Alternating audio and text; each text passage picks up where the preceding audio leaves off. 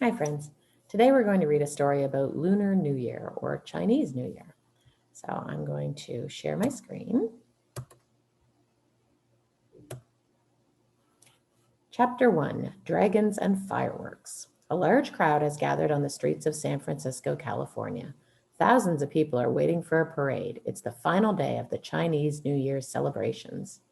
As darkness arrives, a band marches past the crowds. The parade has begun. Floats decorated with flowers roll by. Children in red silk clothes perform a Chinese dance.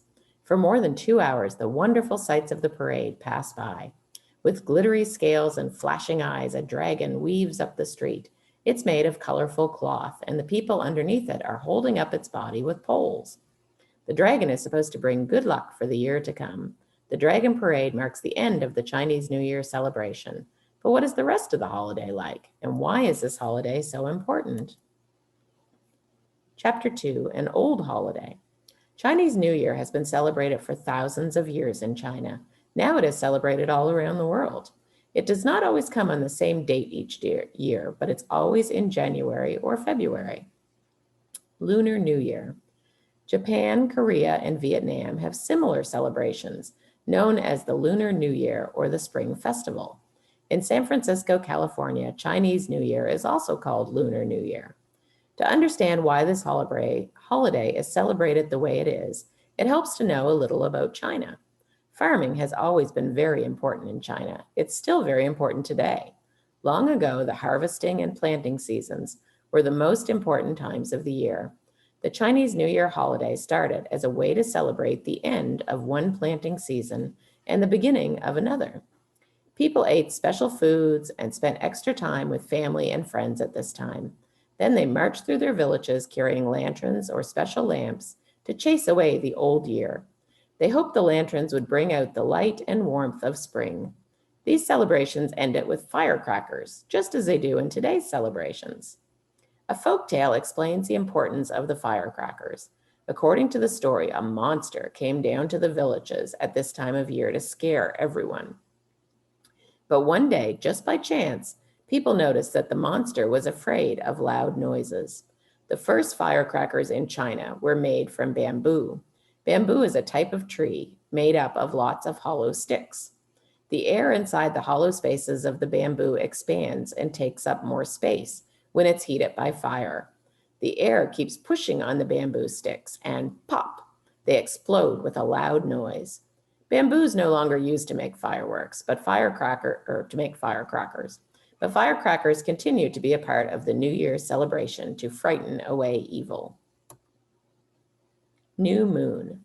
The Chinese New Year is celebrated each year sometime between the middle of January and the middle of February. The exact date is different each year because this holiday is celebrated according to the Chinese lunar calendar. Each new month on the Chinese lunar calendar begins with a new moon. The Chinese New Year is celebrated on the first new moon of the year on the Chinese calendar. And it shows all the different animals associated with the Chinese calendar. Year of the Dog. Each year in the Chinese calendar is named after an animal. The Chinese say that the year in which you were born tells which animal you are like. For example, if you were born in 1994, you were born in the year of the dog. Like a dog, you are loyal and trustworthy. The celebration of Chinese New Year starts about 2 weeks before the new moon and the dragon parade. Everything leading up to the parade is quiet and dignified. It's a time for celebration with family and friends. So this year is the year of the ox. So if you were born, maybe you could find out what year you were born in and what animal it was in the lunar calendar. Might be interesting to see. Chapter 3, What Does It Mean? Nearly everything associated with Chinese New Year has a special meaning. The Chinese people of long ago believed in many different gods. They also felt they could bring luck, wealth, and happiness into their lives by doing certain things. Many objects were symbols that stood for something else. Starting fresh. It's important to clean the home before the new year arrives. Cleaning begins about a month before the new year and must be finished before the celebrations start. Good wishes and luck. After the house is clean, people put up special New Year's decorations. Two-line poems written on red paper may be hung side by side on the walls. They're filled with good wishes for the family. The Chinese word for luck may be placed around the home. Flowers for growth. In a few days before the new year, some people buy flowers, such as narcissus, azaleas, and quince blossoms to place around their homes and give away as gifts. Flowers are symbols of growth. Some people believe that if a flower blooms on New Year's Day, it's a sign that the year ahead will be a good one. Fruit for wealth. Oranges and tangerines stand for wealth and good fortune. These fruits may be placed in bowls around the home. The Chinese word for them sounds like the word for good luck. Chinese people in the United States often use these same fruits for decoration. You can see on their table, they've got some oranges. Special foods. Chinese New Year is a time for special foods. There is a great feast on New Year's Eve, the night before New Year's Day, and more big meals on the days that follow. Everything must be prepared before New Year's Day. No one wants to work on that day. Many people believe that if they do work that day, they'll have to work harder for the rest of the year. Niango, the Chinese New Year's cake, is prepared. It is believed that the higher the cake rises, the better the year will be. Chapter 4, Ring in the New Year. New Year's Eve has finally arrived. The whole family gathers for a feast. After dinner, the family plays games and tells story. Until at last, it is midnight in China. The fireworks begin at midnight and keep going until the early hours of the morning, before starting again at daybreak. In many Chinatowns in the United States, stores turn on their lights as the sun is coming up to welcome the new year. Children wake up and greet their parents with New Year's wishes. People put on their new clothes. Holiday traditions. Family members may give the children red envelopes called yasuqian, filled with money. The envelopes symbolize the giving and receiving of luck. Children use their best manners in honor of the new year. No one says anything bad about anyone else. It is thought that how people act on the first day of the new year affects their luck for the rest of the year. For the next 3 to 5 days, people may visit relatives and friends, bringing gifts and good wishes. They say, Gung Hei Fat Cho. The New Year's greeting means wishing you good fortune and wealth. Outside in front of stores, people dressed as lions might perform the lion dance. The lion dance is believed to chase away harm. 2 or more people are needed to make the colorful lion costume come to life. The person inside the head pulls on straps to make the head shake, the glittery eyes wink, and the huge jaws open. Other dancers move his body and tail, making him leap and thrash. When the dance is almost over, store owners light strings of firecrackers. Finally, the noise ends and everyone claps. The lion moves on to the next store, but the celebrations are not over yet.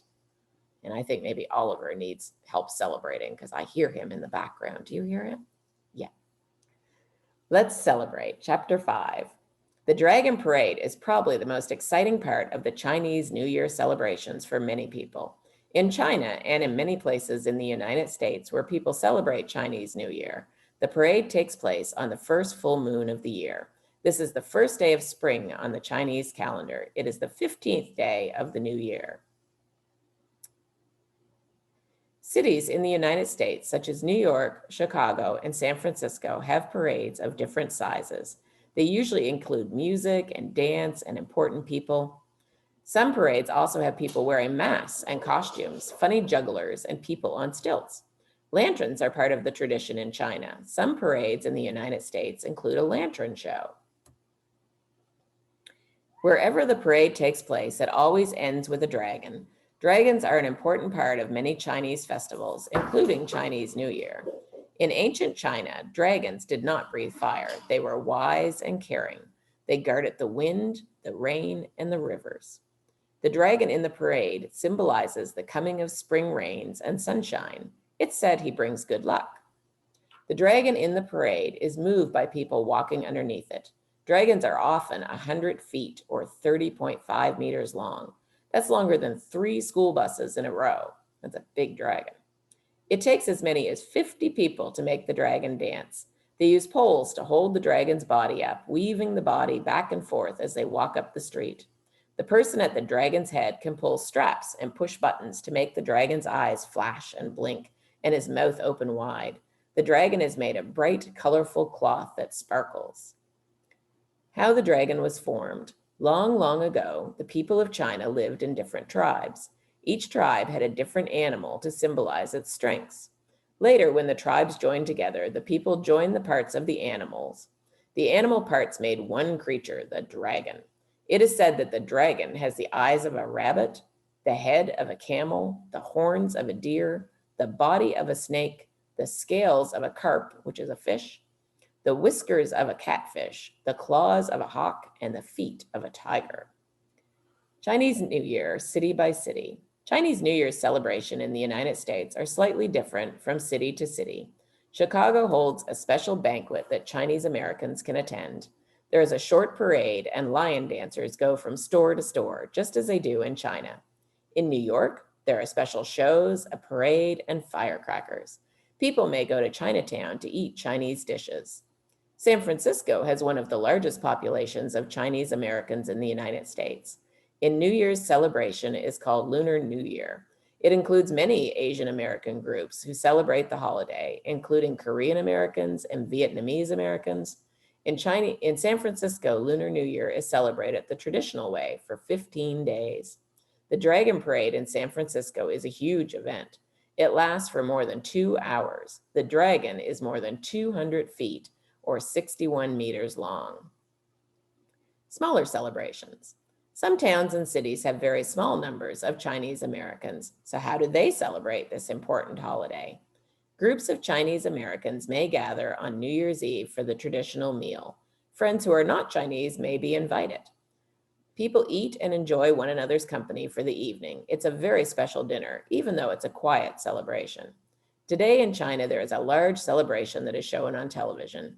People in the United States who get China's television stations can watch the celebration.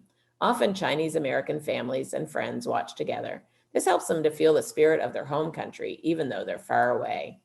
Sometimes Chinese Americans with relatives in China will call each other on the telephone as they watch. That way they can share the excitement. No matter how much this holiday is celebrated, there are some good things all Chinese New Year celebrations have in common. Good food, lions, a dragon parade, firecrackers, and most important, spending time with family and friends are all part of this holiday. This is a warm, happy holiday full of good wishes. Happy New Year. Gung Hei Fat Cho, wishing you good fortune and health. It sounds like a wonderful holiday, doesn't it? And there's some recipes and some different things you can make, like little red money envelopes. And so we learned a lot of things, and we learned some new words. So lots of interesting things about the Lunar New Year celebrations. And I know this year it's going to look a little different, isn't it? Because of all the restrictions on how many people can get together in different places. And maybe you might have to wear a mask. And maybe there are no celebrations where you are. And that's okay too, because you know what? If you wanted to celebrate, you could even make your own things to celebrate, couldn't you? Yeah. And maybe a special meal. Maybe you could help your family to make something special, maybe with oranges or with rice. Okay. Have a great day, friends. I hope you enjoy whatever you're celebrating. All right. Bye-bye.